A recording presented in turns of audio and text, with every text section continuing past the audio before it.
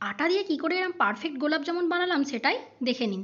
তার জন্য দেখুন এখানে একটা বাটি নিয়ে নিয়েছি, বাটির মধ্যে নিয়ে নিচ্ছি হাফ কাপ আটা, হাফ কাপ গুঁড়ো দুধ, দিয়ে দিচ্ছি হাফ চামচ বেকিং পাউডার, একটুখানি বেকিং সোডা আর ঘি দিয়ে খুব ভালো করে ময়ান দিয়ে নিয়েছি। এবার এখানে আমি লিকুইড দুধ নিয়েছি, এবার এখানে আমি 6 চামচ দুধ দিয়ে এটাকে খুব ভালো করে মেখে নিয়েছি। দেখুন প্রথমে কিন্তু এরকম চটচটে থাকবে, এবার এটাকে ঢাকা দিয়ে 5 মিনিট রেখে দেওয়ার পরই দেখুন ডোটা কিন্তু একদম পারফেক্ট হয়ে গেছে। এবার এখান থেকে আমি ছোটো ছোটো করে বল কেটে নিচ্ছি, দিয়ে এবার আমি গোলাপ জামুনের শেপ দিয়ে নিচ্ছি।